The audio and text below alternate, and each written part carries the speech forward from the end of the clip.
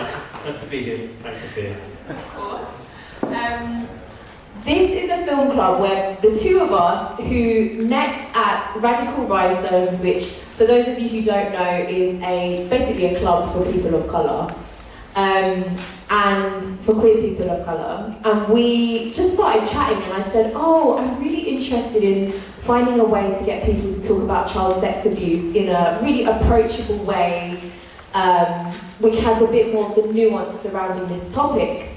And Andrew just goes, oh my god, I'm a film critic as well as a therapist. And I was like, wow, a match made in heaven. So we did a film club, oh my gosh, last summer? I think it was last summer, yeah. Yeah. It was hot. It was very hot. I'm really struggling with this whole back and forth. I've got a loud voice, so I don't really need it. You do carry.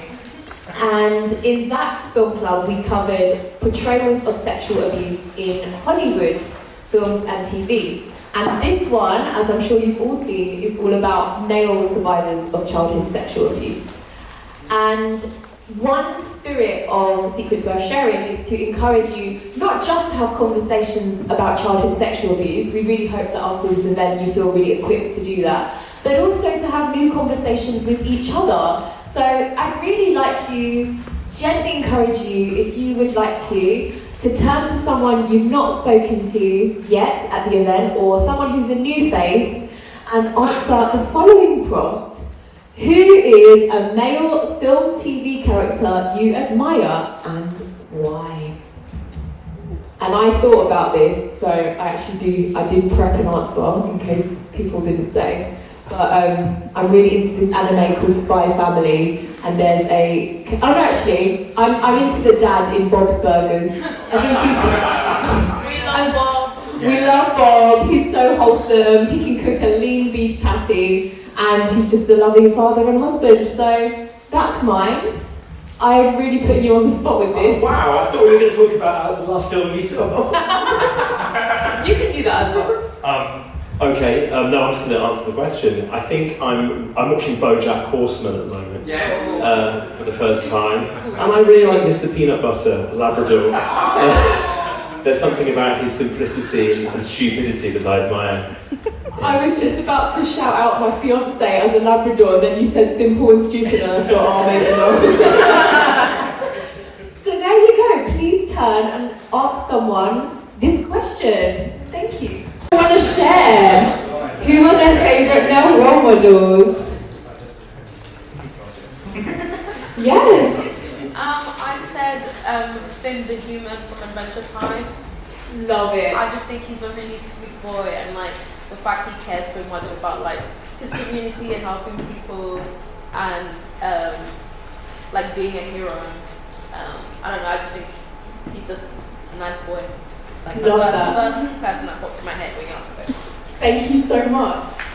Any advances on Finn? Did anyone have a male figure that was not animated? Yes. Let's go with you at the back. I mean, I just jumped straight into what I didn't want to be happening right now, and I said Martin Sheen in the West Wing. So President Bartlett in the West Wing. I don't know this character. So he's a president who is not what is the president right now. I love that. But he cares about his family, he cares about the people who work for him, he's relatively ethical for a president, just generally better than what we have. The bar is very low. Yeah, absolutely. Thank you for sharing that though. I think we need that hope, albeit fiction, in this time. Thank you. Can we get one more? Oh, I'm going to go for Inez. Oh, yes, sir. I said Giles from Buffy the Vampire Slayer. Oh! Really random, but I actually never liked hating him during the show, which is a big deal. And he would always keep calm and rational conversations, even they were the teenagers. He never judged Buffy or the others, which I think was really healthy relationship between them. Mm. Yeah, I totally agree with that. He was an amazing character in that. Yeah. It was such a constant of calming for such a chaotic show. Interesting just hearing that all the characters chosen seem to be very containing in different ways. There's something about that ability to make us feel safe. Yes. I think it's quite important. Yeah. And all have like morals of serving a community in some sort of way. Wow, thank you, audience. Loved that. Okay, so male survivors. Very important topic, and I guess you want to know that the people talking about it had some sort of qualification or experience. So I guess we'll just start by introducing ourselves a little bit. Andrew, do you want to go first? Yeah, sure. Okay, so thanks again, Sophia. It's good to be here. Excuse me if I'm slightly squirmy, my back is killing me. But yeah, my name's Andrew Asibon. I'm a psychotherapist here in Brighton. But as Sophia mentioned in a previous life, not literally, but from 2000 to 2019, I was an academic in film studies. And it was in that capacity that I started to become interested in films and TV, not just as a kind of intellectual or entertaining material, but as things which could actually make us better, like mentally well. Things which could help us if we've been traumatized, things which could help us to think things through that previously couldn't be thought about. So that's kind of the capacity in which I'm here. And it comes up in my work as a therapist now as well. But it's also very personal. I've been using movies and TV in that way myself since I was about 9. So that's something that's very interesting to me. And you've also written this fantastic book. Yep. Do you want to talk about post-traumatic? I can just say the ridiculous title. It's Post-Traumatic Attachments to the Eerily Moving Image. It was just called Something to Watch Over Me, but Ravage thought for some reason we should have a much longer title. So it's about what I've just said. It's about the therapeutic capacity for films and TV to help us process things when human beings aren't available. And it is available to purchase in all Routledge online shops.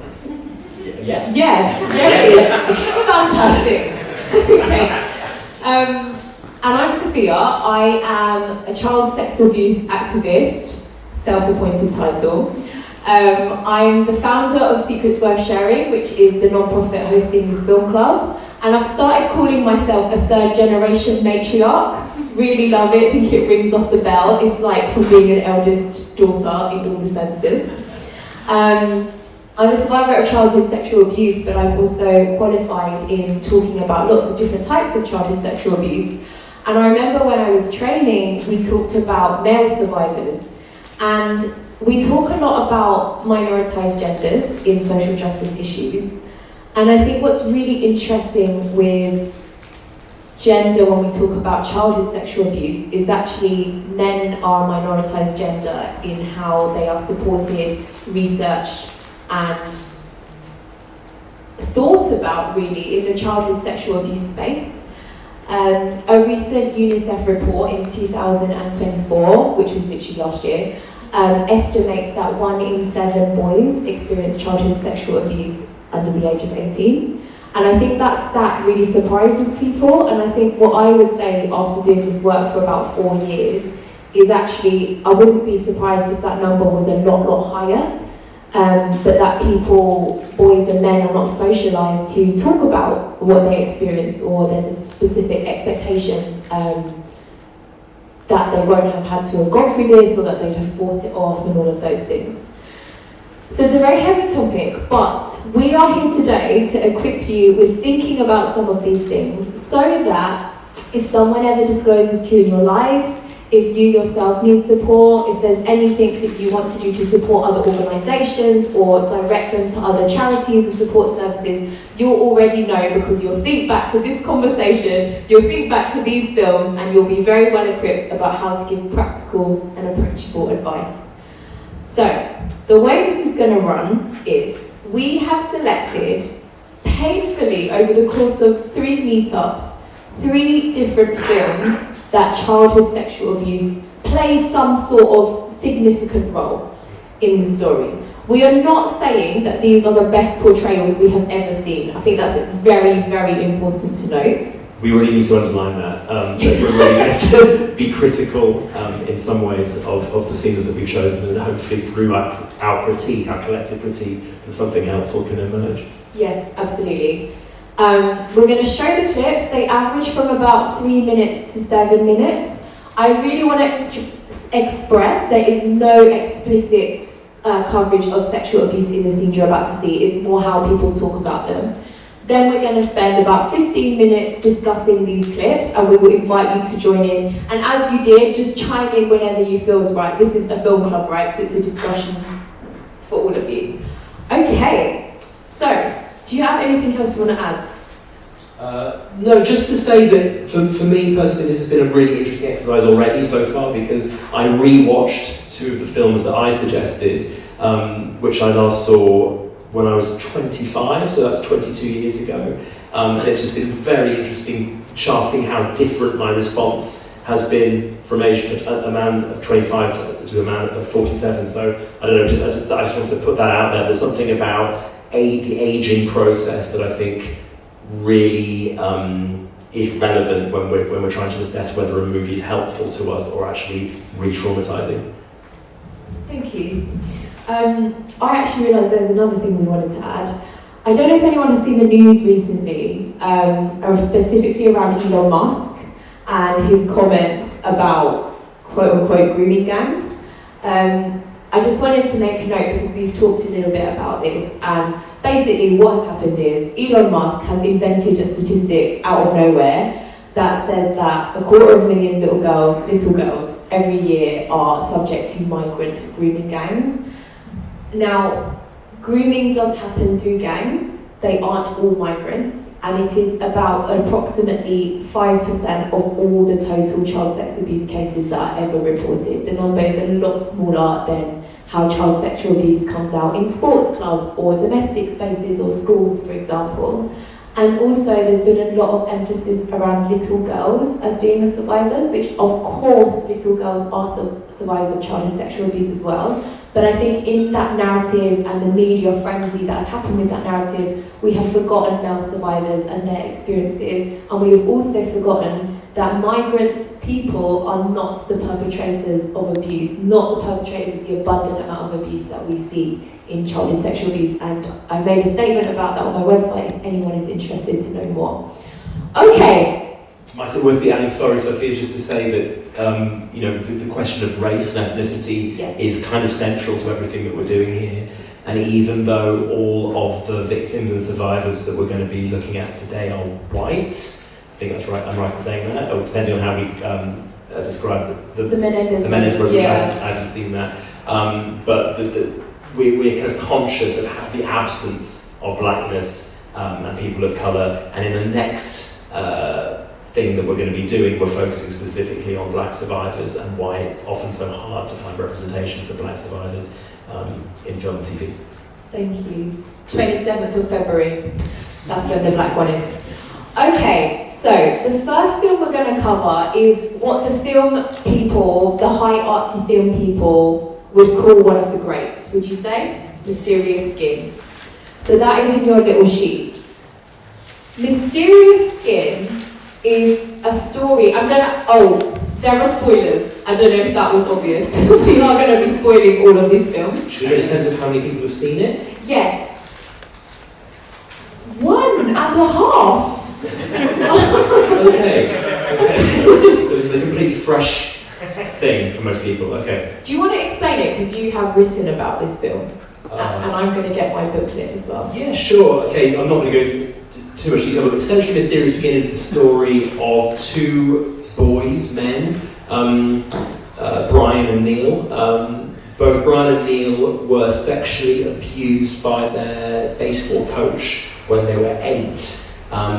Now Neil remembers this. He actually thinks of it as a good thing. He has turned it in his own mind into a positive sexual experience. And so when we meet him at the beginning of the film, he's a teenager. He's kind of 17, 18, and he's extremely sexually aggressive, reckless guy who ends up becoming a sex worker.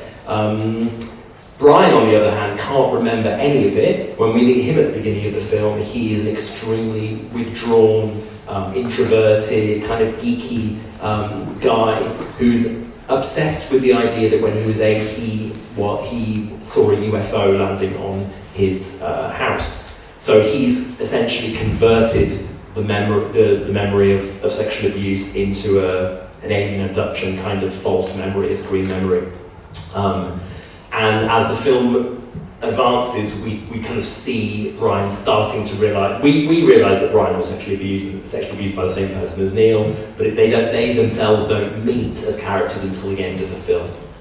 Does that make sense? So it's like a convoluted explanation. Yeah. Okay. I would say watching this, about 40 minutes in, we realise that Brian, who's the blonde one, he's like, you're like, oh my god, at some point he's going to realise that he's a survivor. Like he's kind of not processed that in his head at this point. And then what the scene we're going to show you now is the scene where, for a really long time, Brian has started to have this memory of Neil, who's the one with black hair. And there's kind of this unsaid thing of like, oh, you can help me understand this alien abduction. And Neil's like, yeah, let me take you to the place. And together they break into the home, or the former home, of the person who sexually abused them. And I'm skipping this part because we're not going to show it. Neil starts to graphically explain to Brian what happened to him. And suddenly we see an extremely asexual, a not very talkative individual start to open up, which is the blonde Brian, blonde boy, start to kneel over to Neil, and they start to open up and have a conversation. So Mia, if you could please press play. Hi Queens, to avoid copyright risk, I'm going to just have to explain what happens in this scene as opposed to show it to you, but you can always look it up online. Brian and Neil are sitting on the sofa where their abuse happened, and Brian leans on Neil's shoulder and reflects on what he remembers, asking Neil why his nose was bleeding. Neil looks at Brian as though he already knows the answer, and he nestles down into his lap. When it was over, and we were getting you dressed, your face looked like you'd been erased. Brian starts to pick and cause his own nose to bleed and cries. Neil tries to console him. At the same time, some carolers appear at the abandoned house and Neil is trying to keep Brian quiet. There's an eerie contrast between the two on the sofa and the carolers who begin singing. Neil reflects on whether he should have told Brian it will all be okay, but realises he can't guarantee that, and also can't speak given their current situation. I just stayed silent, trying to telepathically communicate how sorry I was about what had happened. Slowly, the camera pans out as Neil reflects on the suffering of the world, how he wants to escape and leave the world and rise like two angels in the night.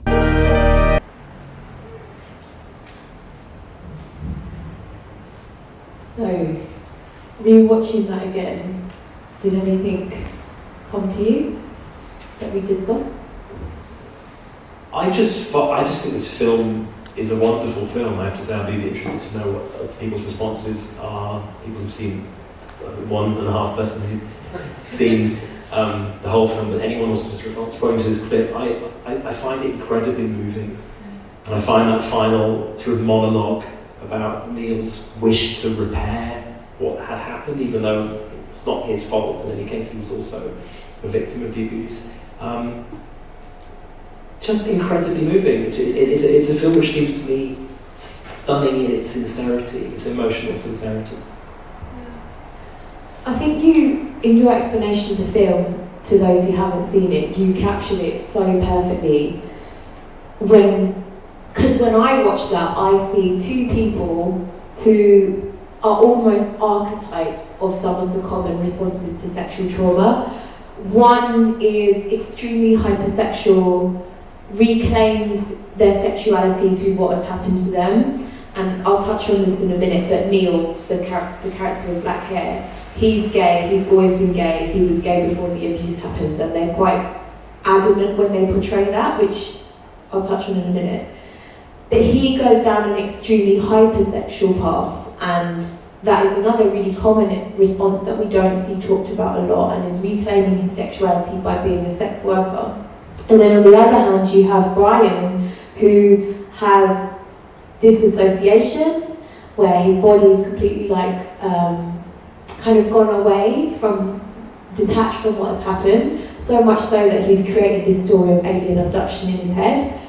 And then the amnesia of that, which is then slowly brought up through certain triggers. And I think when I watched that, I thought, wow, what a powerful coming together of these two different experiences. And as we saw, Brian kind of moves his head onto Neil's, and it's the first time we ever see him open up physically in any way. And I think particularly with male survivors, that tends to only happen when they speak to other male survivors, and particularly if that is through the same person who's abused them. And I think that experience is sadly so very rare, that people are in a position where they can talk about it, or even that they know that they've gone through the abuse by a similar person. So when I watched that, I thought, wow, what a tender portrait of this coming together of those two things. Absolutely, I would say that what's beautiful for me about the film is that it does believe in the possibility of healing, and it seems to believe in the possibility of the fragmentation being reversed in a sense. It's all about trying to join up the dots and then finding that actually you can join up the dots. For me, it's very important for there to be that kind of option.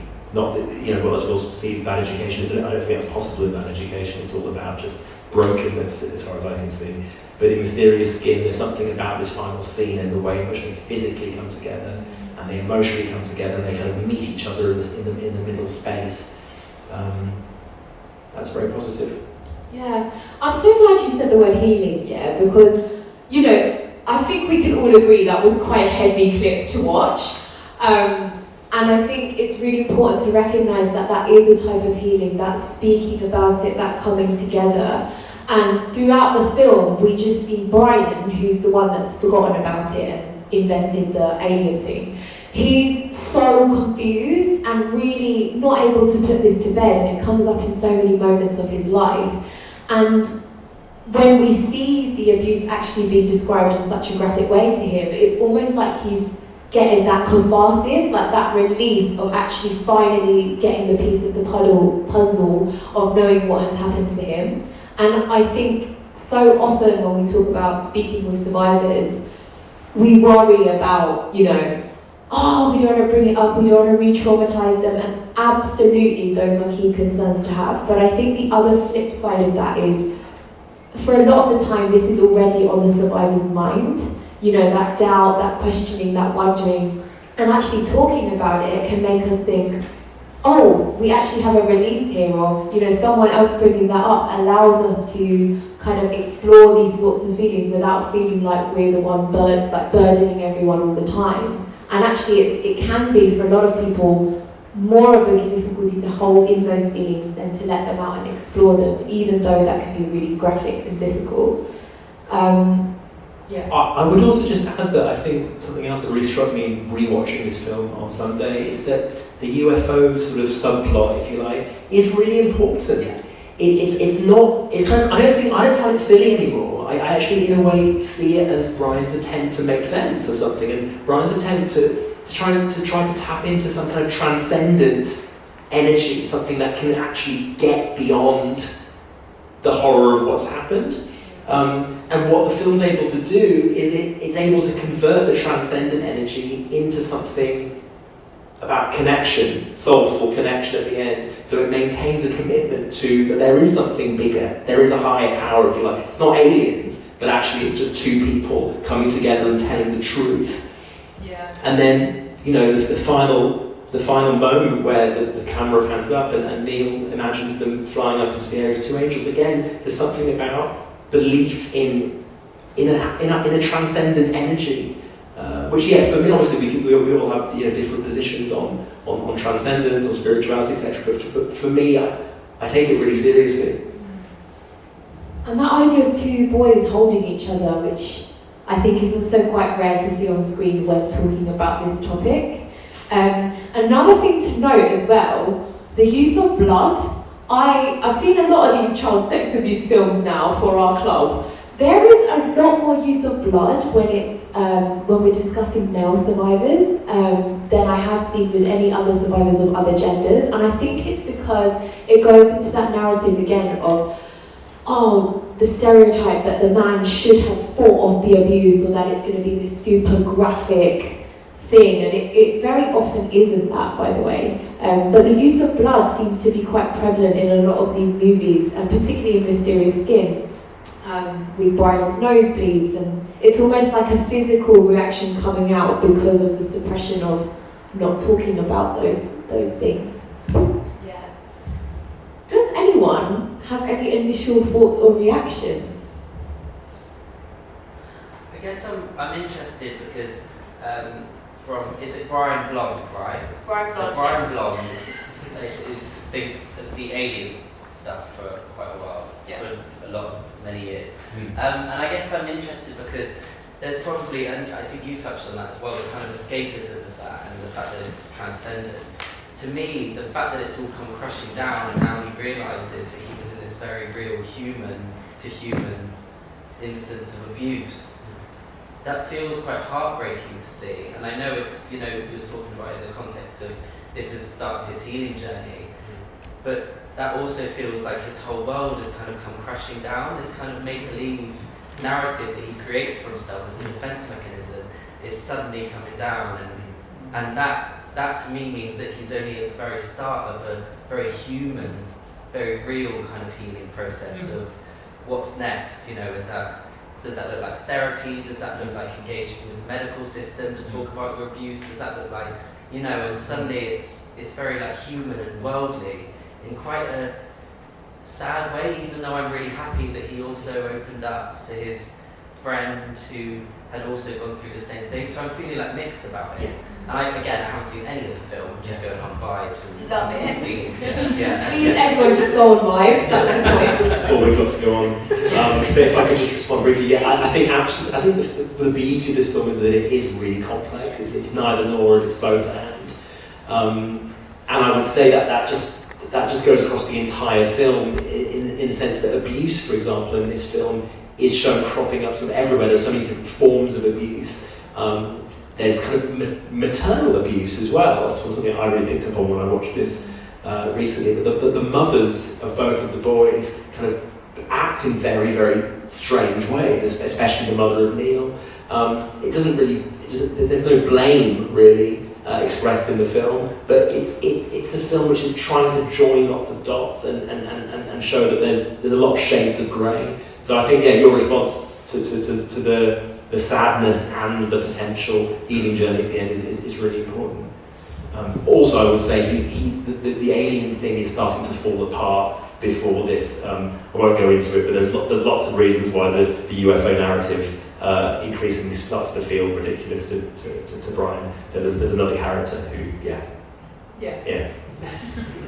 Basically, he joins this do UFOs exist thing, and there's a female character who's like the president of the club who has a thing for him, and then it just goes down this whole other avenue that we won't go into. But no, thank you so much for raising that. And actually, it reminded me of two really important points that I didn't say. One is really linked to this.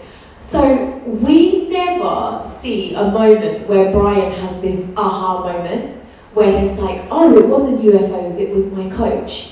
It's like the whole time he's kind of unraveling this narrative, and then the alien hands start to become human hands in the flashback, and then all of a sudden he just pops in on Christmas Day to Neil's house. They haven't seen each other in I'm gonna say 12 years, why not? Running off vibes.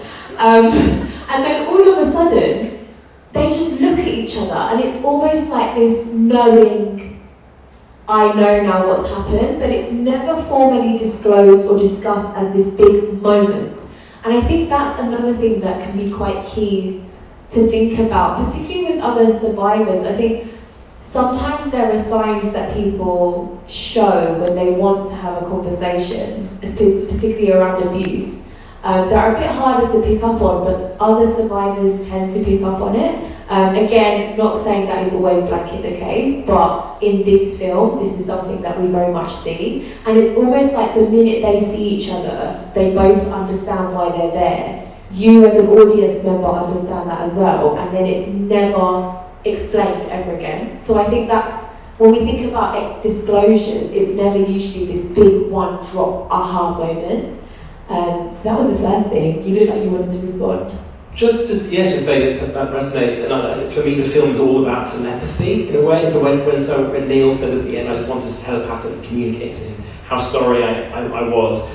I feel like the film is constantly working with not spelling things out in language. Like we might want there to be this very clear, linguistically expressed condemnation of the abuse, for example. It never actually happens.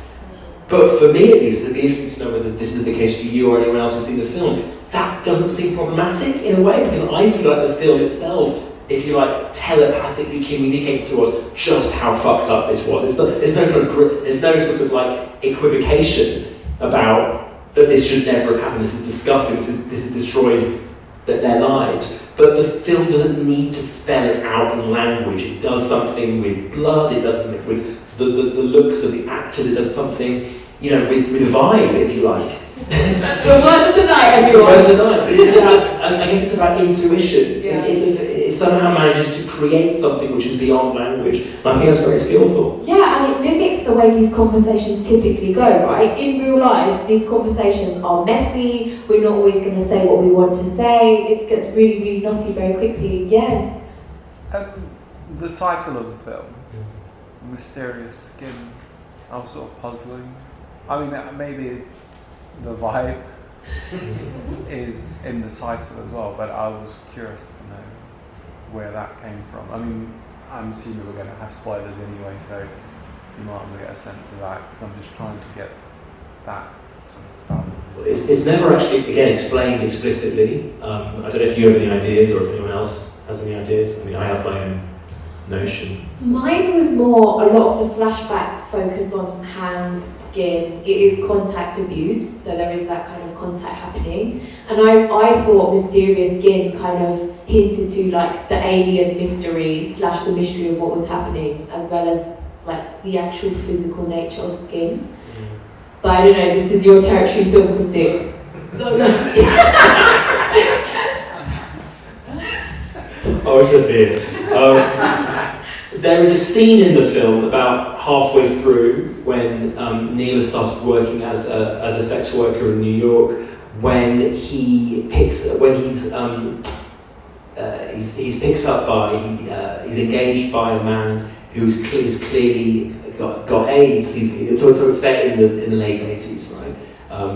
It's 1991 at that point, and the man's skin is covered.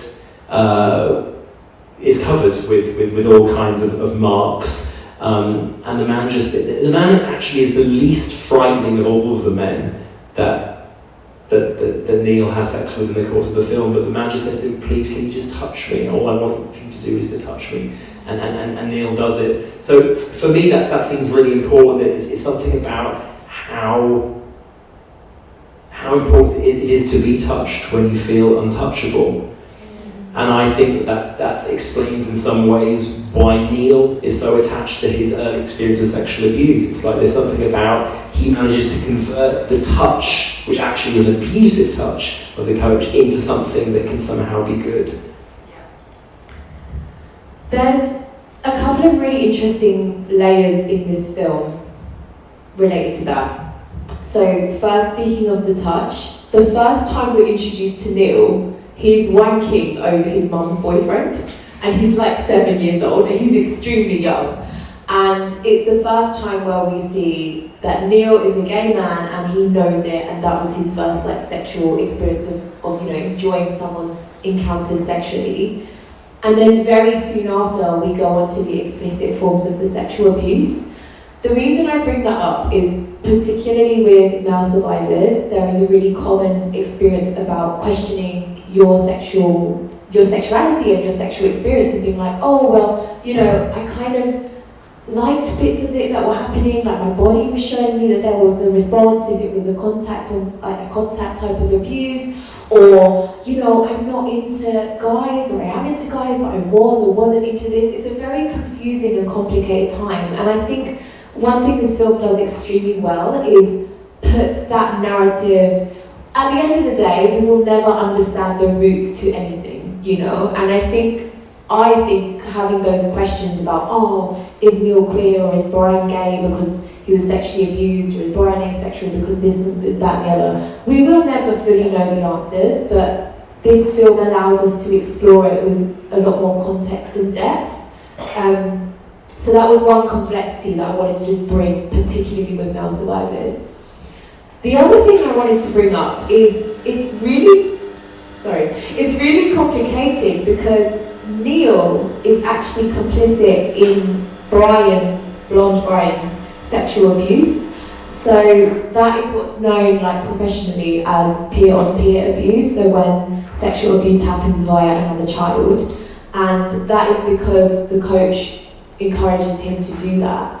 But then it adds this whole other dynamic, because here it's somebody else who sexually abused Brian being responsible for also telling him what has happened and taking care of him. And when we look at, a lot of what abolition theory teaches us around, there's not good and bad people, there's good and bad actions, particularly when it comes to child-on-child sexual abuse, there's that whole other layer of, the child that did the abusing didn't know what they were doing. Here they are meeting again as adults, and one is consoling the other, and there's just so many layers of complexity to this dynamic as well. I don't know, we didn't actually talk about that when we chose the film.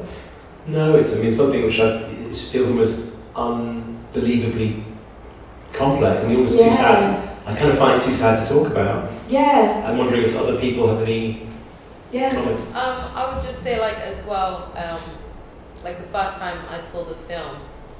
Well, first of all, I was crying towards the end, so I didn't actually see the ending scene because I wanted to zoom that. I had to rewind and watch it again. But I just think there's something really interesting about Neil's character, because I know there've been conversations I've seen on social media when it's a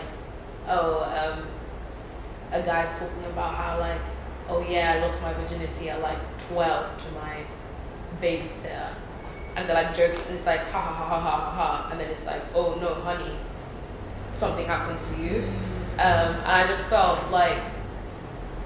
kind of that for both of them, because where sometimes hypersexuality, at least what I've seen my male friends who've spoken to me about it, and my own experiences, it's just kind of trying to make sense of something that once felt nice, or was a space in your mind, and then now reckoning with oh, did I actually enjoy that? What's happening? And I think it's healthy, a lot of the conversations that are happening, but then it's also interesting to me that a lot of the times I see it being played as almost a joke, of kind of men having that awakening, but then when you see it happening to Brian, it's not a joke, because it's kind of very visceral and very real to kind of have that glass broken. So that's why I just like the movie. And it's just, thank you for sharing that. Also, very interestingly, so in real life, in our actual reality, there are a couple of comedians who use childhood sexual abuse, their personal experiences as child sexual abuse, as their material. And that joke was actually made by Johnny Pelham, who's an Apollo comedian, and he's done a podcast with me where he talks about this. And really interestingly, we go into why he decided to use his child sexual abuse as his healing material in his comedy, but then also why a part of him regrets it as well, and the public reception of that. So shameless plug to my own content. If you are interested, there's a podcast episode called Child Sex Abuse and Humour, which touches on a lot of what you've said as well. Who watched half of the film? Was that? Yeah, tell us more. So I got up to the scene, he's in New York and he's talking to Wendy. It looks like they're about to have a heart-to-heart. So he he's talking about how his fondness for his trauma and what it means to him and how he experiences it. So seeing that ending scene, I think, for me, the hope of it is Neil gets to see Brian's anger, and I think when Brian models that anger, Brian says to himself that he is someone worth being angry for and defending, and it allows Neil to, I think, I'm assuming for the first time in the film, question or just sort of invite that curiosity of, oh, maybe this wasn't a good thing that happened, maybe I should regret this. And I don't think he's ready to feel that anger yet. I think we see that in the relationship he has with his mother, where the portrayal of her is maybe someone that we as the audience are angry at, especially with the context that we know. But he loves her, and he's very sweet to her and really indulgent. And maybe that will change as he heals, and maybe it won't. We won't know. Very interesting to hear that sort of new framing of the situation, because I think most sort of casual viewings of the film would position Neil as the knowing one and Brian as the naive one in a way. Neil is got 2 feet on the ground and Brian's the one thinking about UFOs, but actually in your reframing of it, in some ways, Neil is the more totally deluded one in a way. Oh, sorry. Yeah, just adding to that. I felt that a lot. Like he was, because the way he spoke about it, I was like, it's cool until you have that moment of like, oh damn, this is really deep. So like him kind of almost being validated by Brian. It's like I don't know. It's like a cycle, because like he's validated Brian's experience by telling him the truth. But then Brian's reaction is now also validating to him that like I deserve to be as disturbed, because even though like he was a participant in the abuse, well not willing, because you're a child so you can't consent and all that.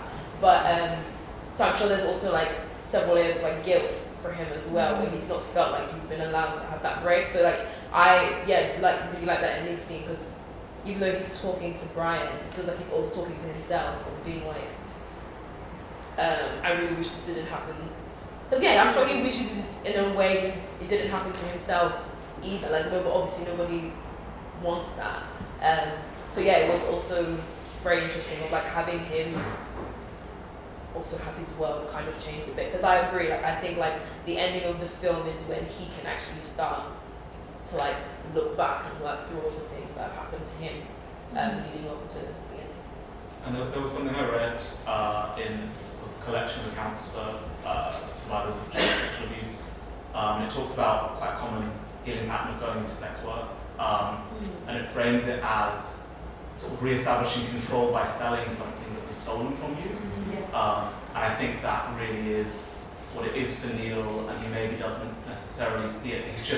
He loves the control and doesn't necessarily see that validates what was wrong with what happened to him, and it just continues that cycle where his value is only related to his sexual value, and he doesn't see his goodness in other ways. Absolutely, and what the film shows us over and over again is also that the sense of control is also delusional. He has no control because he is almost killed just before this scene by a client. The aspiration to control is kind of just doesn't work.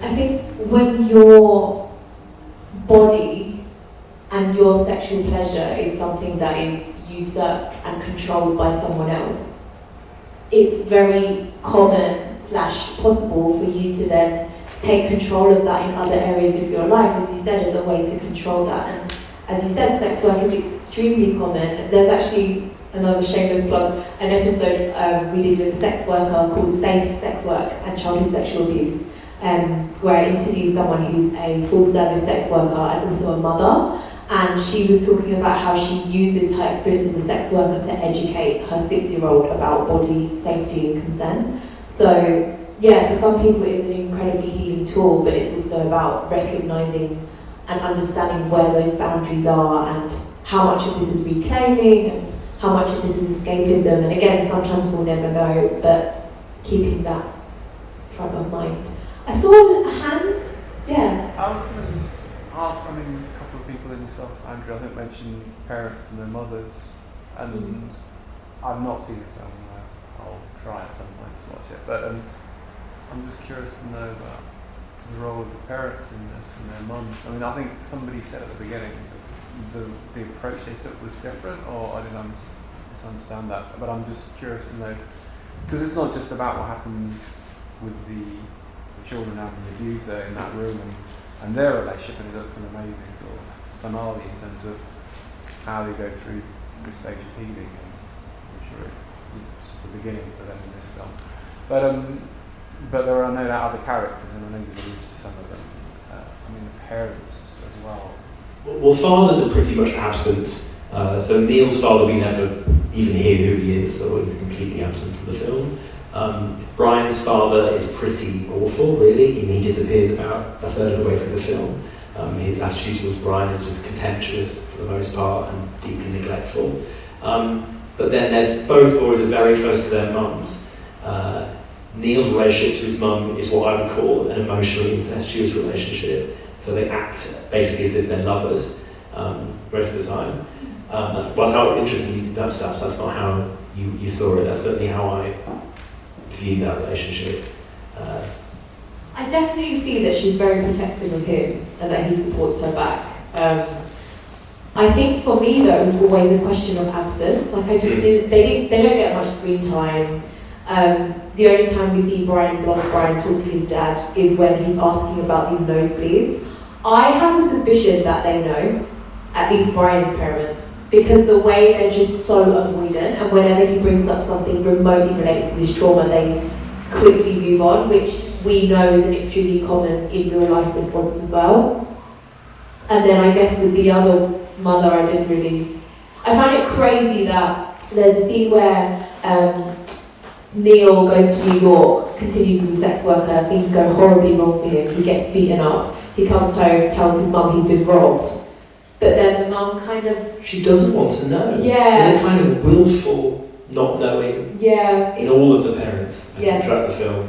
But what Neil's mum says to him at least twice in the film is, "You're mine," she says, which I think is quite, and don't ever forget it. So there is something, it's light touch, this is not sledgehammer anti-mother ideology in this film, but I think throughout the film there is a kind of gentle nudge towards the idea that both these boys in some ways have been set up for what happens to them by a combination of neglect, what I would call, as I say, emotional incest, also just a very alienating society. So you've got the scene where Brian's mum has been kept detained at work in the mailroom. Do you remember? She said they kept me in that horrible room, and she comes out in the rain. So it's like, it's a society in which people aren't given the time to raise their children properly. They're kept in horrible, abusive jobs. So again, just very subtly and rapidly and concisely, the film is making lots of links between lots of different types of abuse: capitalist abuse, systemic abuse, patriarchal abuse, maternal abuse, and child sexual abuse. Yeah. I think it's pretty skillful. Okay, I'm going to move us to the next one for intensities of timing, and we're aiming for a break at 9 where you can all chat about the film amongst yourself and also get snacks and buy our comic book. Okay, next film is one of yours as well, Andrew. Bad Education, or in Spanish, which we know one of our honeys in the audience will appreciate, is La Mala Educación. Ah, perfecto. Okay, entonces, can you tell us a bit about what this film is? This film is a hot mess to explain. Can I just say? It's a really message to read your excellently prepared précis. I got ChatGPT to do it, everyone. Oh, really? It's again about two men, isn't it? Interestingly, 2 boys, 2 men. Yes. Do you want me to skip it? It's quite small fun. In 1980s Madrid, film director Enrique Godet, sorry for the pronunciation, is approached by Angel Andrade, claiming to be his former lover Ignacio Rodriguez, who pitches a story titled The Visit, about their shared past at Catholic boarding school. So basically, there's a famous director, he gets a visit out of nowhere, there's this woman who's claiming to be his former lover, who was a boy called Ignacio, right? The story recounts his abuse by Father Manilow, his love for Enrique, and his later life as a transgender drag queen, Zahara, who seeks revenge and blackmails Father Manilow. So that's what the play is about. So this guy is coming out of nowhere and pitching this. I'm so sorry. This woman's coming out of nowhere and It's a guy. pitching. Oh yeah, he's a guy. Oh my god, I'm so sorry. It's very confusing the plot. Right, this guy comes out of nowhere and is like, I am your former lover. I've written a play about our childhood sexual abuse when we were younger, and the main character in that, who was abused, is now a drag queen, transgender drag queen, who gets out her revenge on the priest. Are we all understanding loosely? Okay? It took me a really long time to decipher. Okay. Basically then, there's this huge plot twist where they find out that the guy that came out of nowhere is not Ignacio, it's not the former lover, and is actually the former lover's brother Juan. What? Straight out of the telenovela. And he's basically like, he actually murdered Angel. So the former lover transitioned and was now known as Angel, and this brother murdered Angel and then is trying to write a film about it and get it produced to take his place. Do they need to know that actually? I've just been thinking.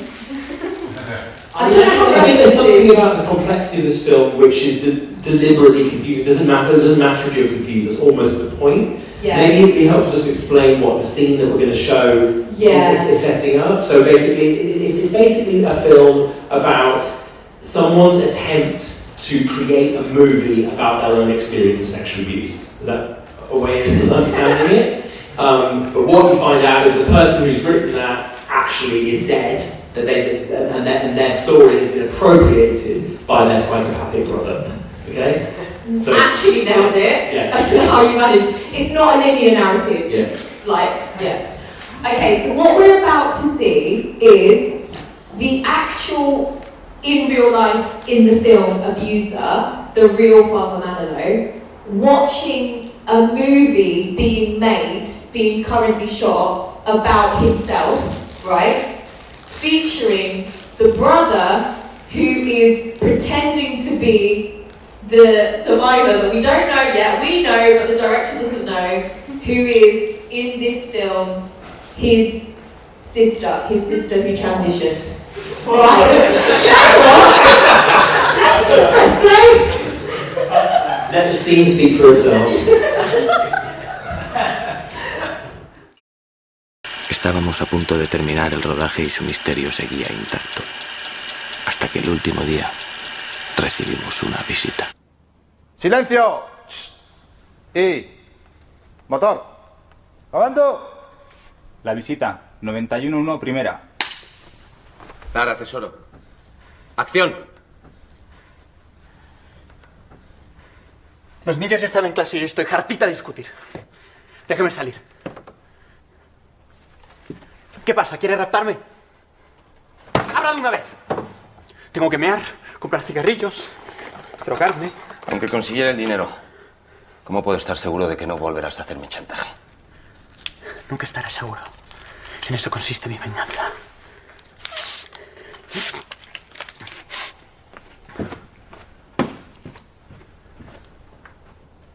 Abra un cuchilla. Yo que tienes silencio. A un niño de 10 años no se le quiere. Se le acosa. Se abusa de él. ¿De qué quiere?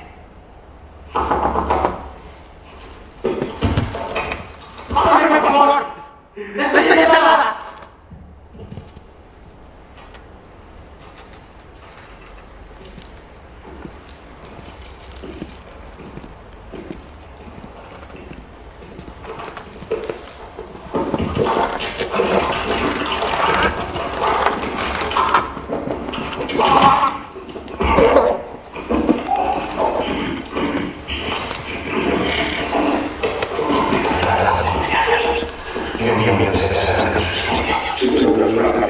Se le da el cuento de la cara.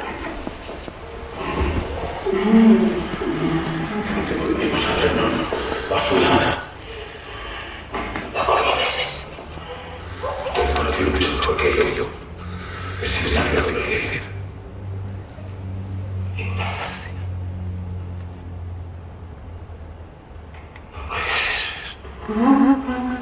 Hay que acabar con él. Es un peligro para toda la confederación. ¿Quién decimos algo? Sí, los expertos.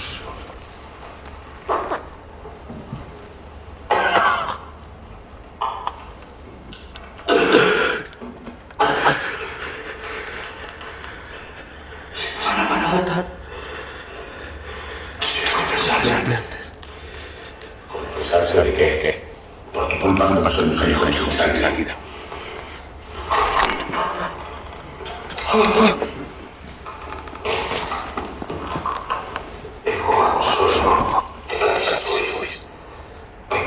Nos quema la calma. Yo me llevaré de frente a prestar el cuerpo. ¿Cómo? Mejor seremos de la nada. Así debe ser en defensa de padre. Nos hubiera hecho la vida imposible. Sí. Supongo que sí. Además no tenemos testigos. Dios. Sí. Pero el estar de nuestra parte.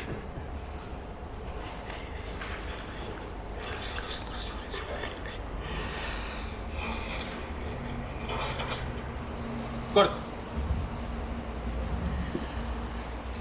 Thoughts? I couldn't watch it. I didn't want to watch it. I watched it today. Actually, I rewatched it. I haven't seen it for 20 years. I don't like it. I've had a lot of problems with this film now. I didn't, as a 25-year-old man, I thought it was extremely clever. I was really seduced by its intellectualism, and I think that's what I've really. I guess my big takeaway from this experience of doing this with you has been that I guess films can be a little bit like abusers in a way. I think that they can, in a way, what I've had an experience of is having been a bit seduced by a film in my youth, and thinking and kind of admiring it for all kinds of being very beautiful. I thought it was very beautiful. I thought it was very clever. But now coming back to the person I am now, the person I am now finds it hollow and finds it kind of heartless, I suppose. So that's I'm just being very sort of honest about my emotional response to it. Sometimes I feel like it actually isn't engaging with child sexual abuse in the way that Mysterious Skin is. I think you can fault Mysterious Skin in all kinds of ways. You can say it's kind of reckless in some of its obscenity, etc. But there's no question that Mysterious Skin is really earnestly interested in trying to understand the experience that Brian and Neil went through. Whereas what I find in this film, watching it again, is like, where is Ignacio? He's not a character. He's dead for most of it. And then when we do see him, there's something extremely unpleasant about him. We never really get anything told from his perspective. Not really. It's all very sort of contrived. And actually, it seems to me that the sexual abuse is used as a hook on which to hang an extremely clever kind of film noir kind of thriller, which is, the video is very, very interesting.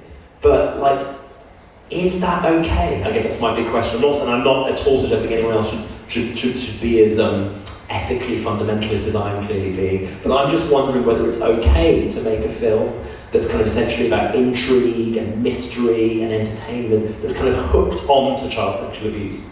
I was left feeling quite unsettled by that. Oh, so can I just? I was gonna say because Almodovar, because I watched another movie of his called The Skin We Live In, and that is also kind of similar. Where I don't know, maybe it's just his thing as a director. I don't really know because there's another scene in that where kind of transness and abuse of child words, Jasmine words. So there's a scene of where it's a woman or a young girl who's a kind of a teenager getting assaulted, and the man who does the assault, complicated movie, but anyways, a dad thinks this man has assaulted his child. He then makes the man a woman. Oh, it's that movie.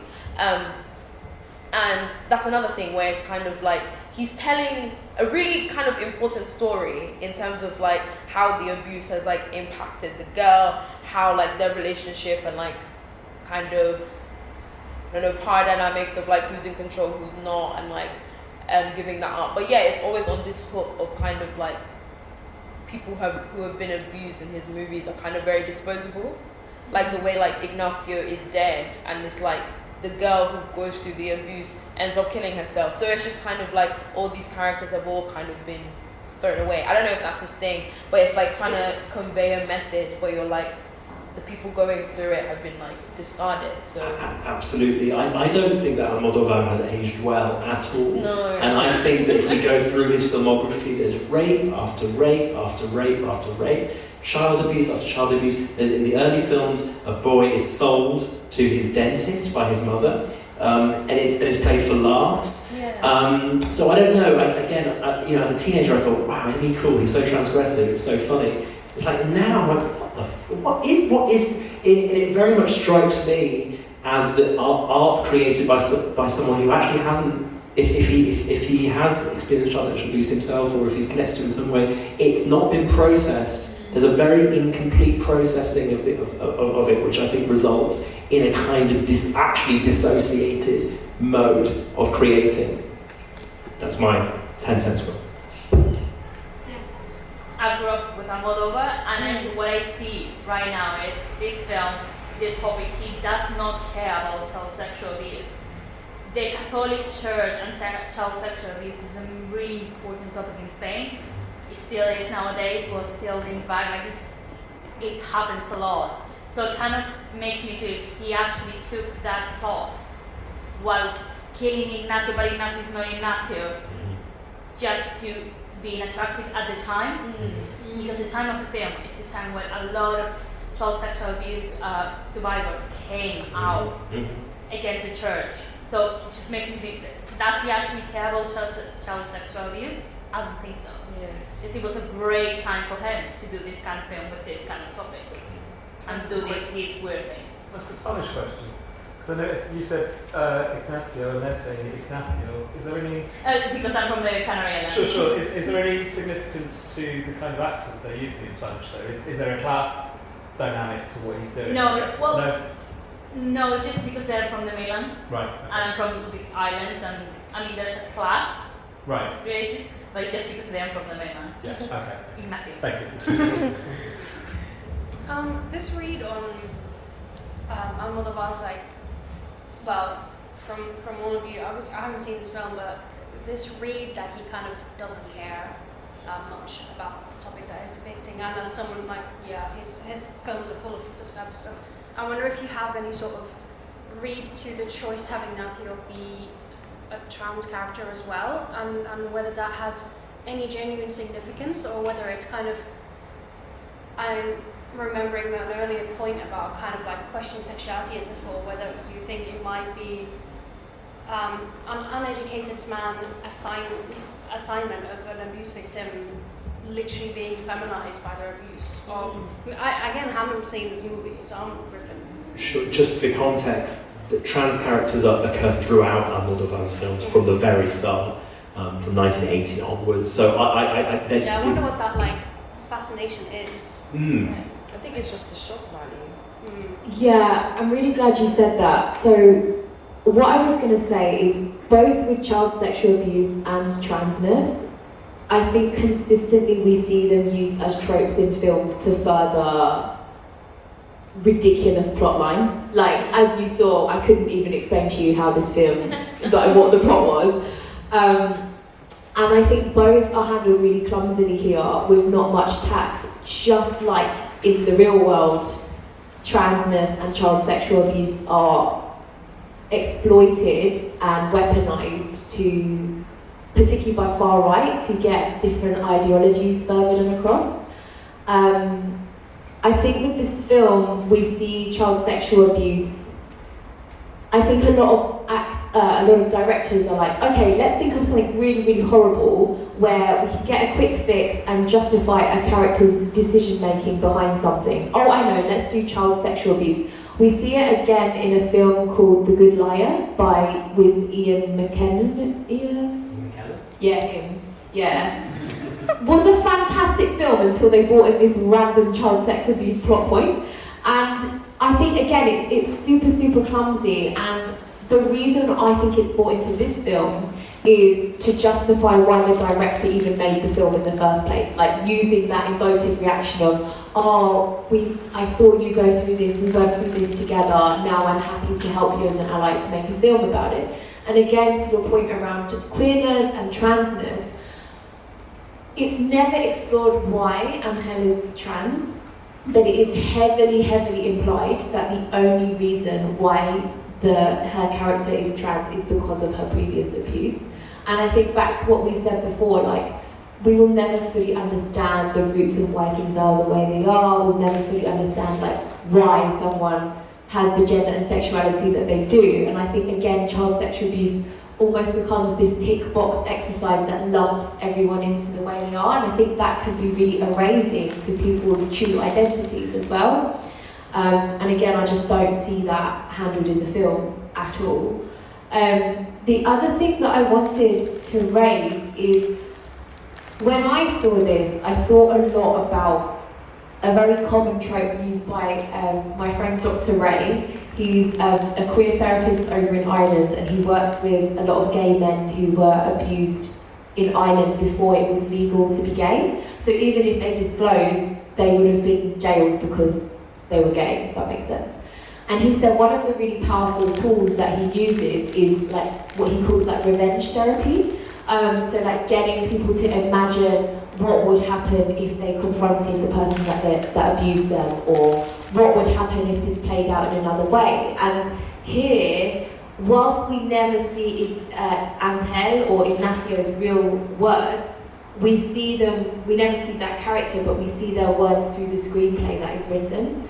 And I think what's really powerful there is we get a glimpse into the power that writing can bring to survivors, and how rare it is to actually see a different alternative reality of your abuse acted out on screen, and how very rarely do we ever, as survivors, get that. I'm really with you, Sophia. The problem, as I rewatched it today, is that actual scene as it's written isn't Ignacio. That's actually been doctored by the film director. So the murder of Ignacio there was not written in Ignacio's original story. So Ignacio is murdered by the film itself. We don't get his actual words. So that script wasn't written? The first part of the script was, sorry, this is a technicality, but it just seemed important to sort of say that the film is doing something quite insidious, I think. It's kind of taking what is a really lovely idea from you and kind of offering it, and then go, no, actually, the ending is not Ignacio's. Okay. And it's killing him off. Didn't get that. So that doesn't alter your bigger point about Dr. Ray. But actually, concept is there, discuss. There's also like something kind of insidious about the fact that we're watching a film within That's a film. what I was going to say. Yeah, where there's a group of male filmmakers watching this trans woman get killed on camera, and we're also watching that. So it's like it's making a point maybe about like voyeurism within the film, but then we are constantly being the voyeurs to his film. Absolutely, and voyeurism is embedded within the film. And I would say paedophilic voyeurism also. I don't know what you thought of all the scenes of the boys in slow motion diving into the river. You look at their bodies. It's like I really felt not okay watching this film, and it really reminded me a little bit of like what we were talking about in our last. Film club secrets worth screening. About the we were basically calling the Lolita paradigm, which is we watch Lolita and we go, okay, isn't it? It's very interesting, it's very clever, it's very thoughtful, but at the end of the day, we are also being roped in to ogle Sue Lyon in the same way that Humbert does, right? So there's something like, okay, where are we actually left here? Because the film itself is duplicating the sexualizing gaze at this child. And I think this is doing something very similar. Constant objectification of children's bodies, but also García Bernal's body, who we think for most of the film is the victim, the surviving victim of the abuse. So again, it's just, I don't know, whereas Mysterious Skin, we talked about this, Coach is sexualised in Mysterious Skin, yeah? He's like pornographised, but that kind of, at least for me, again, please disagree with me if you think what I'm saying is outrageous, but that actually feels ethically fine. It's like the abuser is sexualised and made into a pornographic object. It's an interesting decision. It's like quite a weird decision for a film to make, but it doesn't feel like wrong. Whereas when you pornographise or sexualise the victim, that feels wrong. Does that make sense? 100%. Yeah? And one thing I was going to say, one wisp of funny, like, really thing that the thing does well, is I heard a little chuckle when the priests were justifying their actions, and it was like, oh, I loved Ignacio, and then the other priest going, oh, God's on our side, and someone was chuckling, and I was like, it's almost so abhorrent and so ridiculous a reality to believe that we, as the audience, kind of chuckle along. But I do think it's also quite important to raise that some people really do believe that reality to kind of justify their actions when they abuse. And I don't think that's handled very, or touched on in this film, but I do think that, again, it's an example of humour being used as a door to something else. Also, side note, really sorry, not sure if you noticed, I did kick some tea onto your jeans. Oh, that's okay, my jeans will survive. Okay, sorry about that. I'm going to move us to the next one. Can I just say one last thing, which is that I do think the film is got lots of good things. It's lots of funny and beautiful and intelligent things. For me, just that the problem is that child sexual abuse is made into something. It's just made into a tool. That's my problem with it. It's an ethical problem, not an aesthetic problem. As usual, like these films, when child sex abuse is the hook, it becomes kind of all unravels at the end. Let's take this. Just one last. I mean, I've not watched much Almodovar for a long time. I'm not tempted to again, actually, after what you were saying. I mean, like you, I watched a lot of these film directors in my 20s, and ones I have rewatched, I just thought, God, these guys just disappear up their own backsides. Why did I find this even mildly engaging, academically or intellectually, or even just entertainment-wise? But anyway. Even aside that broader point, I don't know, we didn't sort of talk about it with the previous one, Mysterious Skin. Just curious, and I don't know if you kind of touched on it a little bit in your conversation here about the motives for making these films. And Almodovar, I think, it was a zeitgeist, right? There were things, I think somebody mentioned about the fact that priests were being exposed in the 90s and so on, or 80s, or whenever this film was made. So it felt like the right thing to do. So all of it, and the trans sort of dialogue or communication dialectic was beginning to kind of become a thing. So he uses a lot of that, and it obviously made him a very big star. But the motives for making these films, and what were their motives? I mean, the previous film, from what they'll know about it, feels like it was coming from the perspective of the abused, whereas this one, very much from an abuser's perspective. And it kind of makes you want to question about the people that made the movies, a bit about them as people. Absolutely. It's made me think a lot about Woody Allen, actually, good mate of Almodovar. And then there are threads running through the work of both these guys, which I think is kind of comparable. I won't say anymore. Well, and there's, Woody, sorry? Hitchcock. Because that film is very Hitchcock. And Hitchcock's, Absolutely. Yes. I think that's the problem with Almodovar. He gets away. He knows how to shoot a film, and you fall in love with the photography, the women that appear in it, and he gets away with so many misogynistic comments, actions, the way he treats trans people, the way that he portrays them, and the same with child sexual abuse. You just get away with it because it's beautiful. It's pleasing to watch. But I have to say, I don't understand half of these things they say. They don't even open their mouth to talk. So, and that is from a native, so. We watched film, I started watching, I'd say Roll Verde recently, right? Yeah. And we had to turn it off. I'm assuming you've seen it, right? And there's very early on a moment where a parental figure, a father, a young... His father-in-law, is it involved there? No, it's the father. And there's a casualness with which he treats sexual violence, I think. It doesn't, to me at least, it doesn't feel like I as the viewer am in safe hands when I'm in an Almodovar film. Whereas again, I think with Mysterious Skin, I feel like, oh no, I'm in safe hands. They're weird hands, it's Mysterious Skin, but they're safe, they're coming from a decent, what I would say, a decent place. Yeah. I think with Voltaire it was very much, I remember it as being quite amusing and funny, and a lot of very clever dialogue and discussion 20 odd years ago when I probably saw it. And when I watched it, I couldn't, I mean, I won't watch it again now, I don't think. We stopped it very early on, and I'm not going back to that. I think it's good that it shows the change in dialogue though over time, and the improvements around how we talk about these really difficult topics. So as much as it's horrible to see, I think the fact that we can talk about it and be critical of it is inherently a positive thing that has come from a horrible thing. Absolutely. I agree. I think our culture is changing really rapidly. Just even in the last 5-10 years, things which we would have thought were really kind of progressive, we may look at now and go, this isn't progressive, not from my current standpoint, and that is healthy.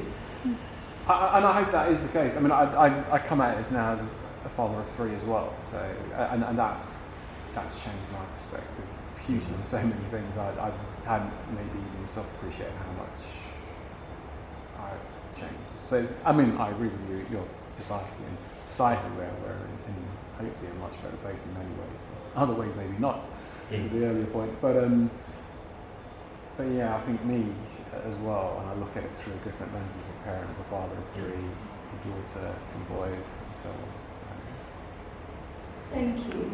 I love this little dialogue that's happened.